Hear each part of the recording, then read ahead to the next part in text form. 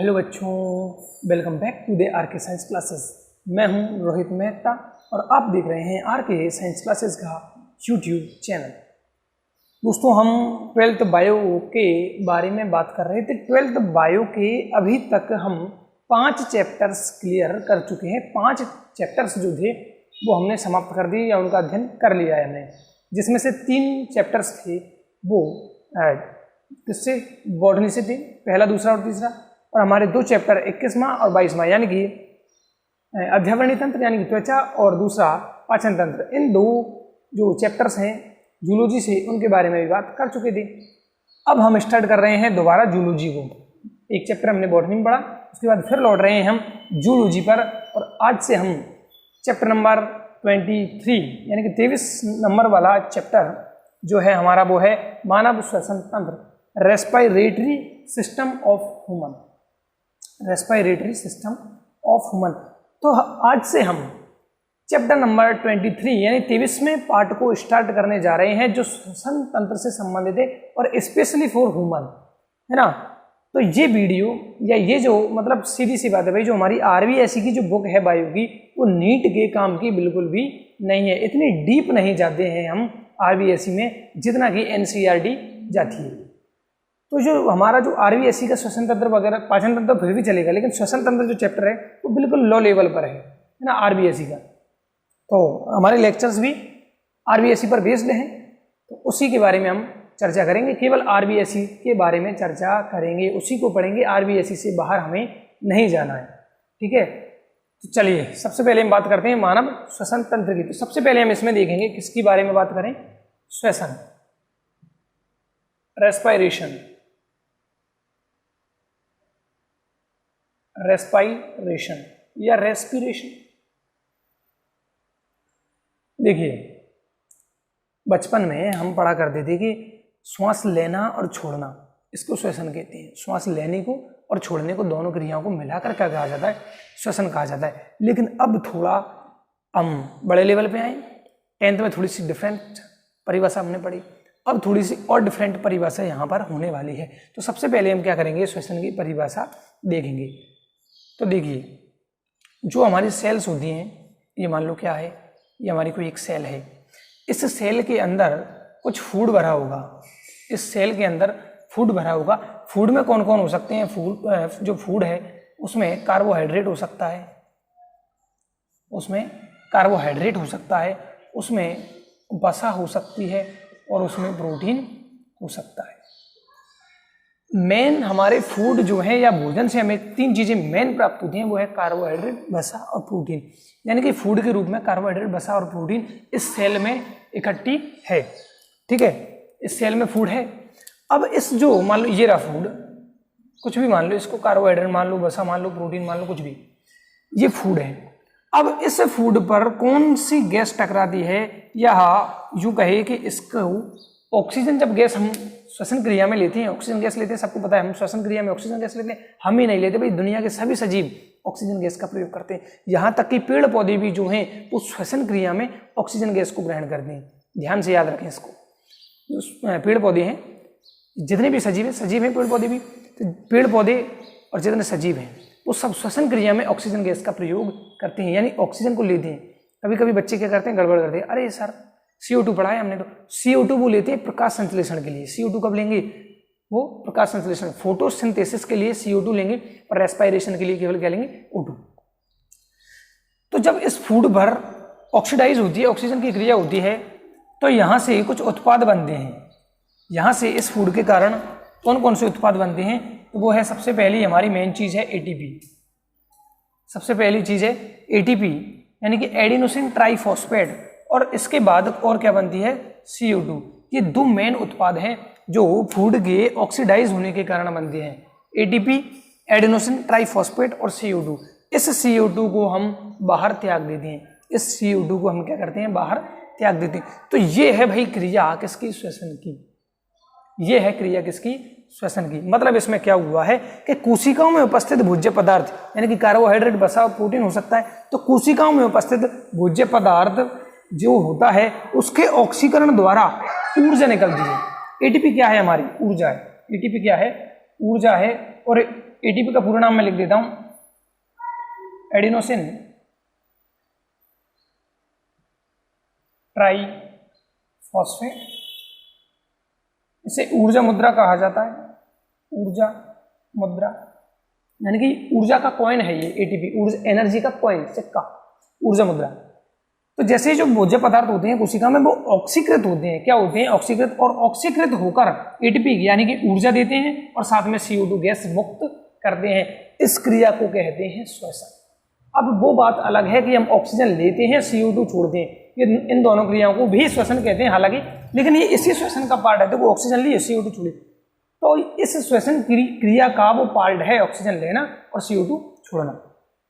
तो ये तो सबसे पहले हमने किसकी बात कर ली, रेस्पिरेशन की बात कर ली, डेफिनेशन क्या होती है।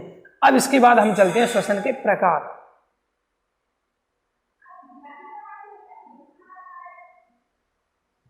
श्वसन के प्रकार, तो इसका स्क्रीनशॉट हो गया होगा मेरे ख्याल से, नहीं हुआ तो ले लो जल्दी से।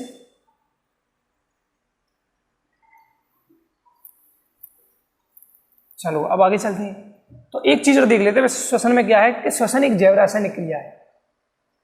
श्वसन एक जैव रासायनिक क्रिया है, जैव रासायनिक क्रिया है। श्वसन क्या है, एक जैव रासायनिक क्रिया है। इसमें क्या उत्पन्न होता है, श्वसन की क्रिया द्वारा क्या उत्पाद बनते हैं, तो क्या बनेंगे भाई, एटीपी यानी कि एनर्जी प्लस CO2, दो उत्पाद बनेंगे मेन। श्वसन के प्रकार की बात करते हैं तो श्वसन के दो प्रकार हैं। श्वसन के कितने प्रकार हैं, श्वसन के दो प्रकार हैं। कौन कौन से हैं, बाह्य श्वसन, एक्सटर्नल रेस्पिरेशन, और दूसरा होता है अंत्य या आंतरिक या कोशिकीय श्वसन भी उसको कहते हैं। दूसरा है आंतरिक या कोशिकीय श्वसन, कोशिकीय श्वसन। तो श्वसन के प्रकार हम देखते हैं तो दो प्रकार आते हैं श्वसन के, बाह्य श्वसन और आंतरिक श्वसन। आंतरिक श्वसन को कोशिकीय श्वसन भी कहते हैं। ये तो है हमारा एक्सटर्नल और ये है इंटरनल, एक्सटर्नल रेस्पिरेशन और इंटरनल रेस्पिरेशन। अब देखिए बाह्य श्वसन कैसे कहते हैं कि मान लो ये कोई जीव की, किसी जीव की ये सेल है, ये क्या है, किसी जीव की सेल, तो इसके द्वारा ऑक्सीजन को ग्रहण किया जाएगा और CO2 को रिलीज किया जाएगा। ऑक्सीजन को दो ग्रहण किया जाएगा और CO2 को मुक्त किया जाएगा या रिलीज किया जाएगा। तो इनसे संबंधित जो भी प्रक्रियाएं होंगी उनको बाह्य श्वसन कहा जाएगा।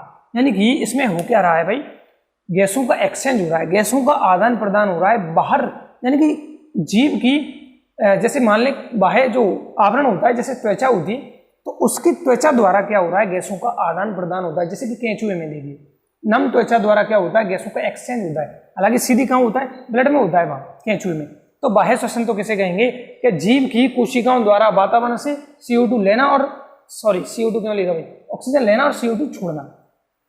इनसे संबंधित जो भी प्रक्रियाएं होंगी, प्रतिक्रियाएं होंगी या प्रक्रियाएं होंगी जो भी, तो उनको क्या कहा जाएगा, बाह्य श्वसन।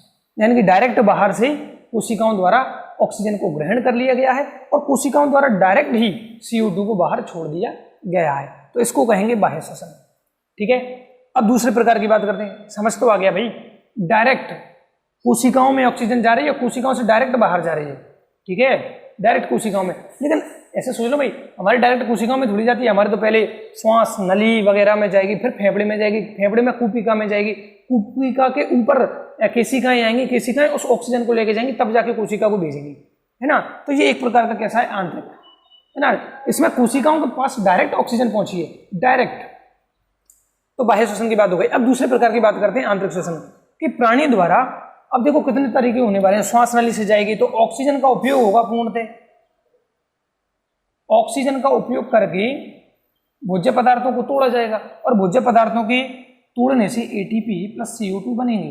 तो इनसे संबंधित जो भी संबंधित जो क्रियाएं होंगी, इनसे संबंधित यानी कि ऑक्सीजन का उपयोग और ATP और CO2 का उत्पादन से संबंधित जो भी क्रियाएं होंगी, उन सबको आंतरिक श्वसन या कोशिकीय श्वसन कहा जाता है। यानी कि ये कोशिका के स्तर पर अंदर जाकर होने वाली है, तो ये आंतरिक या कोशिकीय श्वसन कहलाएगा। जिसमें किसका अध्ययन करेंगे, CO2 का उपयोग कैसे किया जाएगा और उस ATP के द्वारा भोजन को तोड़कर ATP और क्या बनाया जाएगा, CO2 बनाया जाएगा। तो इनसे संबंधित जो क्रियाएं होंगी उनका अध्ययन क्या कहलाता है, आंतरिक या कोशिकीय श्वसन कहलाता है। अब ये दो प्रकार का होता है। कोशिकीय श्वसन कितने प्रकार का होता है, दो प्रकार का होता है। पहला देखिए ऑक्सीश्वसन। ऑक्सीश्वसन, ऑक्सीश्वसन को इंग्लिश में एरोबिक रेस्पिरेशन कहा जाता है। एरोबिक रेस्पिरेशन, ऑक्सीश्वसन, एरोबिक रेस्पिरेशन। देखिए नाम से जैसा कि पता चल रहा है ऑक्सीश्वसन यानी कि ऑक्सीजन की उपस्थिति में होने वाले श्वसन को। क्या सर ऑक्सीजन की उपस्थिति में? बिल्कुल, ऑक्सीजन की उपस्थिति में, O2 की उपस्थिति में होने वाला श्वसन, मतलब इस प्रकार के श्वसन के लिए ऑक्सीजन चाहिए ही चाहिए। तो ये कौन सा श्वसन कहलाएगा? ये ऑक्सीश्वसन कहलाता है। ऑक्सीजन की उपस्थिति में होने वाले श्वसन को ऑक्सीश्वसन कहते हैं। क्या कहते हैं? ऑक्सीश्वसन कहते हैं। क्लियर है? या फिर ऐसे दे सकते हैं क्योंकि ये कोशिकीय श्वसन का प्रकार है। कौन से श्वसन का? कोशिकीय श्वसन। तो ऐसा कोशिकीय श्वसन जो ऑक्सीजन की उपस्थिति में होता है, दो प्रकार से मैंने परिभाषा बता दी। ऐसा कोशिकीय श्वसन जो ऑक्सीजन की उपस्थिति में होता है क्या कहलाएगा? ऑक्सीश्वसन। दूसरे प्रकार की बात कर लेते हैं हम, अनॉक्सीश्वसन। अनॉक्सीश्वसन, इसको क्या कहेंगे? आगे क्या लगा दो? एन। तो एन लगाया और वो की वही एरोबिक, एन एरोबिक रेस्पिरेशन। अनऑक्सी यानी कि ऑक्सीजन की अनुपस्थिति में, ऑक्सीजन की अनुपस्थिति में होने वाला श्वसन। मार्कर थोड़ा इंक कम हो गई, अभी कोई दिक्कत नहीं। अनॉक्सी श्वसन कैसे कहेंगे? एन एरोबिक रेस्पिरेशन, ऑक्सीजन की अनुपस्थिति में। क्या सर ऐसा भी होता है कि ऑक्सीजन की अनुपस्थिति में भी श्वसन क्रिया हो सकती है? हमने तो आज तक सुना है कि सर केवल श्वसन की क्रिया कब होगी? जब ऑक्सीजन आए। तो कुछ जीव ऐसे हैं, हमें भी अनॉक्सी श्वसन पाया जाता है। हमें दोनों प्रकार का श्वसन पाया जाता है। कौन कौन सा? ऑक्सीश्वसन, ऑक्सीजन ले रहे हैं, और हमारी जो मांसपेशियां हैं ना, जब हम जल्दी जल्दी भाग रहे हों तो हमारे पैर दर्द करने लगते, थक जाते हैं, तो वहाँ की जो मांसपेशियां हैं उनके पास ऑक्सीजन की कमी हो जाती है, क्योंकि हमारा जो श्वसन तंत्र है वो इतनी ऑक्सीजन कोशिकाओं को नहीं दे पाता जितनी एटीपी बनाती है। तो वहाँ उस कंडीशन में क्या होने लग जाएगा? वहाँ अनॉक्सी श्वसन उत्पन्न हो जाएगा, यानी कि अनॉक्सी श्वसन हो जाएगा ऑक्सीजन की कमी होने के कारण। यानी कि ऑक्सीजन की अनुपस्थिति में होने वाले श्वसन को क्या कहा जाएगा? अनॉक्सी श्वसन कहा जाएगा। तो अनॉक्सी श्वसन में होता क्या है? एथिल एल्कोहल बनता है, जीवाणु हम पढ़ेंगे किण्वन की क्रिया में। एथिल एल्कोहल बनता है, लैक्टिक एसिड बनता है। तो इनके कारण क्या होता है? जैसे कि लैक्टिक एसिड हमारे क्या है, मांसपेशियों में एकत्रित होने लग जाता है। जैसे ही अनॉक्सी श्वसन होगा तो वो कहाँ जमेगा? हमारी मांसपेशियों में जमने लग जाएगा, और मांसपेशियों में जमने के कारण जैसे ही लैक्टिक एसिड जमता है दर्द शुरू हो जाता है। इसलिए हम जब भागते हैं तो थोड़ी देर बाद हमें दर्द महसूस होता है। तो वो किसके कारण होता है? अनॉक्सी श्वसन के कारण। तो हमने क्या क्या पढ़ा है? श्वसन के प्रकार कितने हैं? दो। बाह्य श्वसन डायरेक्ट कोशिका में, और आंतरिक श्वसन डायरेक्ट कोशिका में नहीं होता, यानी कि पहले श्वास नली में जाएगा, फिर फेफड़ों में जाएगा, कुपिका, फिर केशिका। तो ऐसा जो हम अंदर जाके डीपली पढ़ेंगे उसको क्या कहते हैं? आंतरिक श्वसन कहते हैं। दो प्रकार हैं आंतरिक या कोशिकीय श्वसन के। ऑक्सीश्वसन जो ऑक्सीजन की उपस्थिति में होता है वो तो है ऑक्सीश्वसन, और ऐसा श्वसन या ऐसा कोशिकीय श्वसन जो ऑक्सीजन की अनुपस्थिति में होता है उसको कहते हैं अनॉक्सी श्वसन, एन एरोबिक रेस्पिरेशन। तो ये तो हमारा श्वसन का थोड़ा सा हेडिंग, मतलब क्या कहें इसको? इंट्रोडक्शन कह दें। ये तो श्वसन का इंट्रोडक्शन था, परिचय था, जान पहचान की हमने। अब हम वास्तव में पढ़ने वाले हैं मानव का श्वसन तंत्र। तो मैं वीडियो को पॉज करता हूं और इसको साफ कर दूंगा और इंक भी डाल लूंगा। चलिए दोस्तों, तो अब हम स्टार्ट करते हैं मानव का श्वसन तंत्र। जो हेडिंग है हमारे पाठ का, जो नाम है, अब उसके बारे में हम पढ़ने वाले हैं। चलिए तो देखिए, लंबी चौड़ी बनाई, कोई दिक्कत नहीं।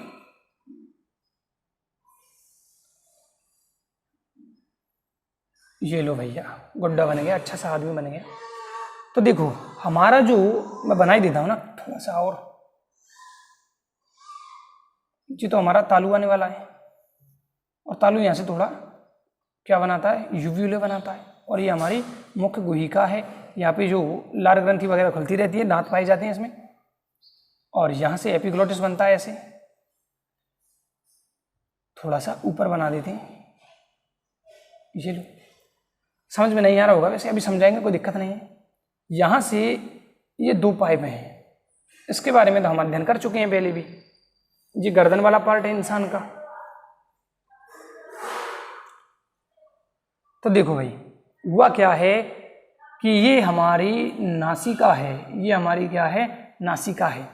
तो मानव का जो श्वसन तंत्र है वो कहाँ से प्रवेश या शुरू होता है, वो होता है प्रारंभ नाक या नासा या नासिका से। नाक कह दो, नासा कह दो, नासिका कह दो, कुछ भी कह दो भाई, है तो नोज। क्या है ये, नोज। तो नोज से प्रारंभ होता है, कहाँ से प्रारंभ होता है श्वसन तंत्र, नोज से प्रारंभ होता है, नासिका से प्रारंभ होता है। और ये दो जो रंध्र नजर आते हैं इनको नासा रंध्र कहा जाता है। इनको क्या कहा जाता है, इनको नासा रंध्र कहा जाता है, नॉस्ट्रिल्स इनको कहा जाता है। इसके बाद जो खाली पैसेज नजर आता है इसको नासा गुहा, इसको नासा गुहा कहा जाता है। जो पैसेज आपको नजर आ रहा है इसको नासा गुहा कहा जाता है। और यहाँ पर ये वापस यहाँ पर खुलने वाले हैं, तो इस स्थान पर इसको क्या कहा जाएगा, इसको कहा जाता है आंतरिक नासा रंध्र।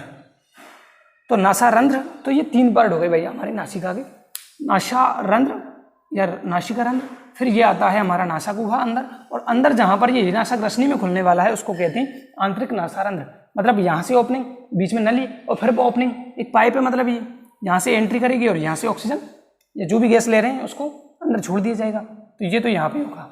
अब देखो इस वाले पार्ट को क्या कहा जाता है, इसको नासा ग्रसनी कहा जाता है।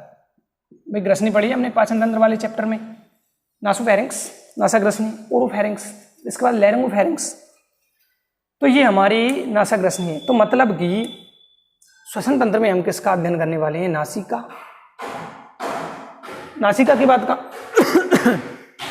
नासिका यानी कि नासा द्वार या नासा रंध्र कह सकते हैं इसको।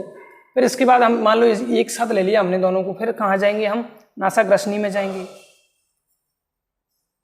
नासा ग्रसनी। उसके बाद नासा ग्रसनी के बाद यहाँ पर क्या आ जाता है, हमारा कंठ आ जाता है, कंठ। कंठ के बाद श्वास नली, अभी नाम सुन लो एक बार, श्वास नली। श्वास नली के बाद आएगी श्वसनी, श्वसनी के बाद आएगी श्वसनिका, और श्वसनिका के बाद आती है कूपिका। श्वसनिका के बाद क्या आती है, कूपिका आती है। यानी कि, और ये तीनों चीजें कहाँ होंगी भाई, ये तीनों चीजें होती हैं फेफड़ों के अंदर, फेफड़े। श्वास नली तो फेफड़े से बाहर होती है, और ये तीनों चीजें होती हैं फेफड़े के अंदर। यानी कि नासिका, नासा द्वार यानी रंध्र, नासा ग्रसनी, कंठ, श्वास नली, श्वसनी, श्वसनिका और कूपिका यानी कि फेफड़े। इन सब का अध्ययन किया जाता है किसमें, श्वसन तंत्र में। यानी कि ये सभी संरचनाएं मिलकर किसका निर्माण करती हैं, श्वसन तंत्र का निर्माण करती हैं। तो इनको कहा जाएगा श्वसनांग। क्या कहा जाएगा इनको, श्वसनांग। इतना क्लियर है। अब देखो भाई, अब हम बात करते हैं कि मुख्य श्वसन अंग क्या है। मुख्य श्वसन अंग मानव के लिए क्या है, तो आंसर होगा फेफड़े। फेफड़े को लंग्स कहा जाता है। कितने होते हैं साहब, 2 होती हैं। मुख्य श्वसन अंग कौन है, फेफड़े है, लंग्स कहा जाता है। लंग्स कैंसर वगैरह नाम सुने होंगे तुम्हारे, फेफड़े के अंदर भी कैंसर हो सकता है, तो उस कैंसर को लंग्स कैंसर कहा जाता है। तो मुख्य श्वसन अंग कौन होती है, फेफड़े। और फेफड़े की, या फेफड़े में और जूम करके जाएं तो वहां पर छोटी छोटी कूपिकाएं पाई जाती हैं। और कूपिका को क्या कहा जाता है, कूपिका को इंग्लिश में एल्वियोलाई कहा जाता है। पहली बात तो ये सुन लो, एल्वियोलाई। कूपिका को अंग्रेजी में एल्वियोलाई कहा जाता है। तो कूपिका को क्या कहा जाता है, जैसे कि फेफड़े को मुख्य श्वसन अंग कह दिया, तो इसको कहते हैं श्वसन सतह। कूपिका को श्वसन सतह कहा जाता है।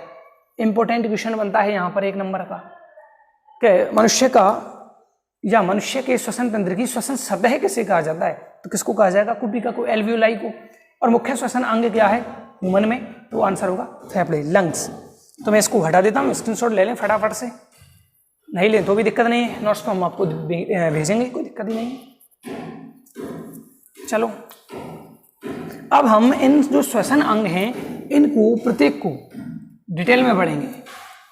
इनकी डिटेल क्या है आइए जानते हैं। सबसे पहले किसको लेंगे भाई, सबसे पहले हम लेंगे, कहाँ से स्टार्ट होता है श्वसन तंत्र, नासिका से। तो सबसे पहले किसको लेंगे, नासिका को। नासा एवं नासा मार्ग। नासा वो नहीं है भाई NASA, स्पेस से संबंधित। नासा एंड नासा मार्ग, नोज एंड इसको कहते हैं nasal passage, nose and nasal passage. देखो नोज, नेजल, नोजल, तो ऐसी चीजें आ जाती है वो नासिका से संबंधित चीजें हैं। तो नासा और नासिका मार्ग में हम क्या देखते हैं, देखो भाई सबसे पहली बात, नासिका कितनी है? एक। नासिका कितनी है? एक। नासिका में रंध्र कितने हैं? नासा द्वार या नासा रंध्र कितने हैं? 2। और दोनों आपस में बटे हैं, मतलब बेस में हैं। बेस में से, वो बेस में बोले तो पट, दो बेस में किससे बटे? पट से बटे या पट से विभाजित। चेहरा ऊपर करके देख लो भाई दर्पण के सामने, है ना। नासिका कितनी है? एक है। नासा द्वार कितने हैं? 2 हैं या 2 बेस में पाए जाते हैं जो पट से विभाजित होते हैं।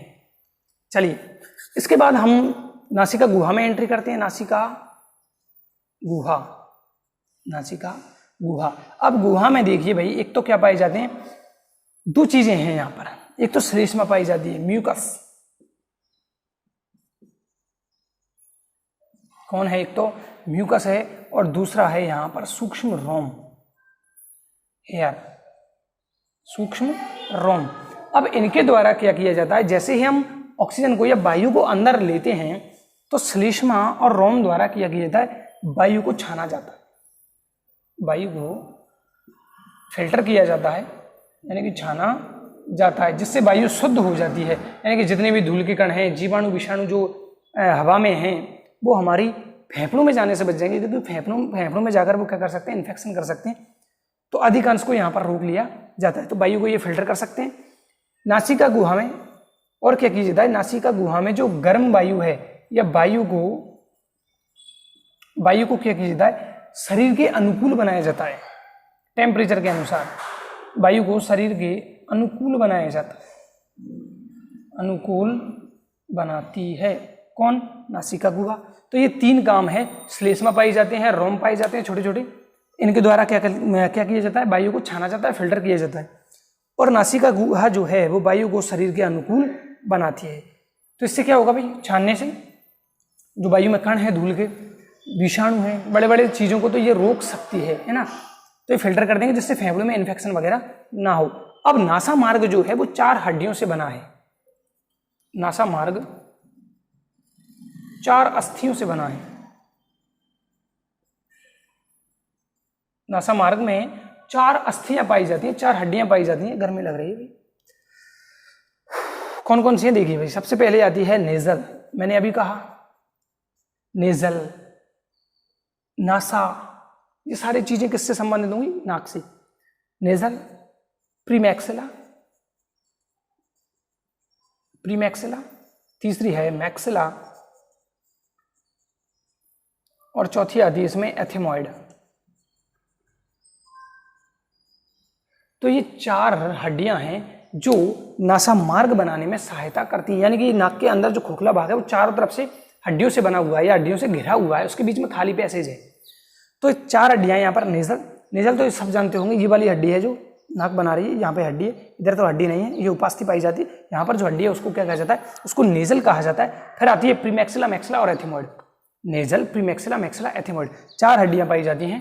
ठीक है, स्क्रीनशॉट ले लो फटाफट से। थोड़ा सा और बात है, इसमें कुछ नहीं है। नासिका अंदर, नासिका आंतरिक नासारंध्रों द्वारा कहाँ खुलती है? नासिका, ये पाइप है, तो इसको क्या कहा हमने?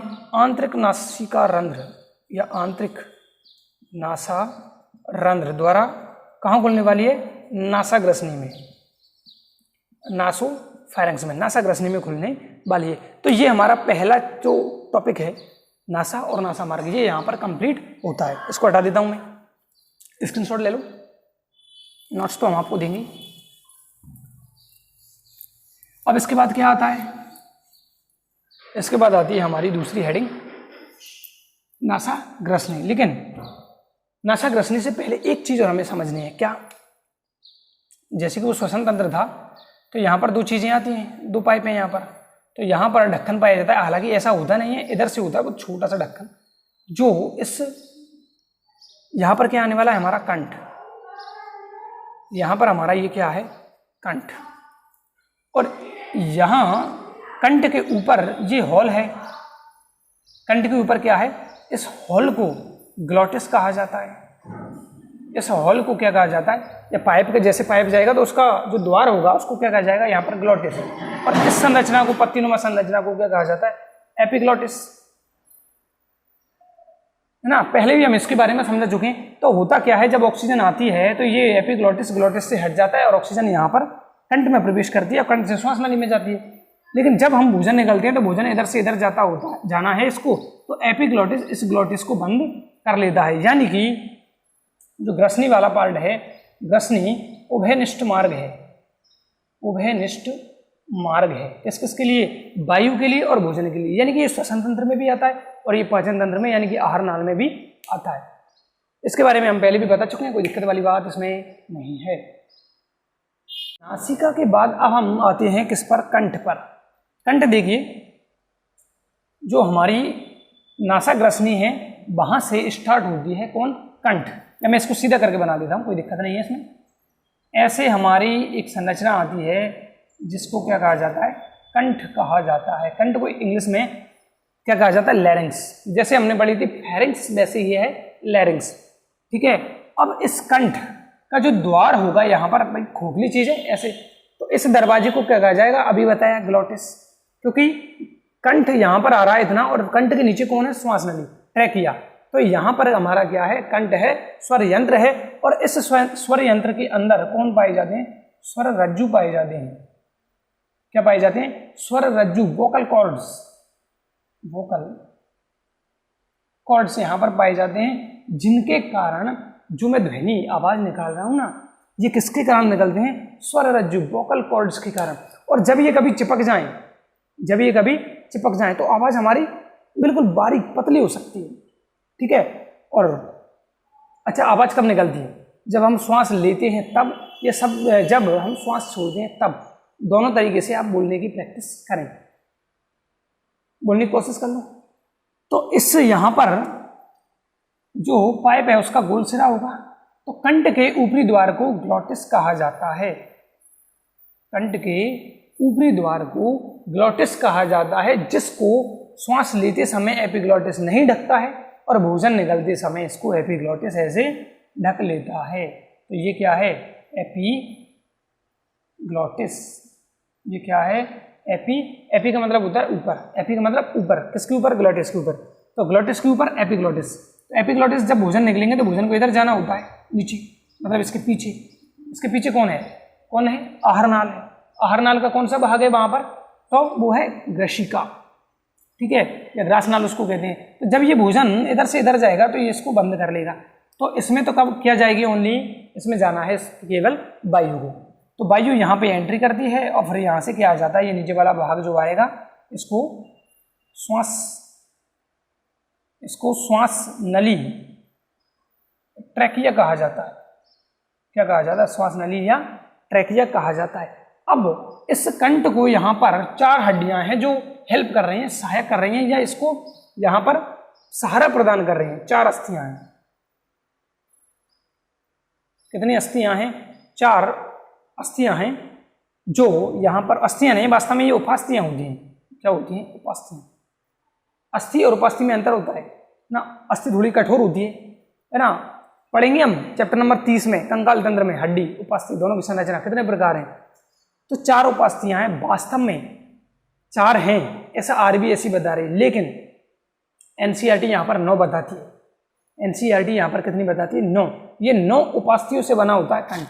क्या करें, 4 ही पढ़ेंगे, क्यों, आरबीएसई जिंदाबाद, राजस्थान वासी हम, तो आरबीएसई की बात माननी पड़ेगी। अगर एनसीईआरटी सिलेबस होता तो मैं एनसीईआरटी को पढ़ा था, अगले साल एनसीईआरटी पढ़ानी पड़ेगी। अगर इस बार 11th चलती तो मैं एनसीईआरटी पढ़ा था। 11th में है जितने भी मानव तंत्र हमारे जो 12th बायो में है ना आरबीएसई में, वो सारे तंत्र मात्र जनन तंत्र को छोड़ के वो सब 11th की एनसीईआरटी में, यानी कि एनसीईआरटी उठा के हमारे 12th में पटक दी 11th की।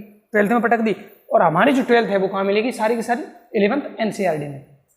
तो चलो चारों उपास्थियों की बात कर लेते हैं हम। तो पहली तो है थायराइड, थाई या थॉय कोई दिक्कत नहीं है। पहली है थायराइड, ये भी क्या कर रही है, अपटू को हेल्प कर रही है, अपटू नहीं इसको कहते हैं अपटू दो, किसको हेल्प कर रहे हैं सब, कंठ को। इसके बाद आती है क्रिकॉइड, दूसरी कौन सी है, क्रिकॉइड, थायराइड, क्रिकॉइड। इसके बाद आती है, एक तो है हमारी एपिग्लॉटिस, एपिग्लॉटिस, और जो चौथी है वो है एरेटिनॉइड, एरिटिनॉइड,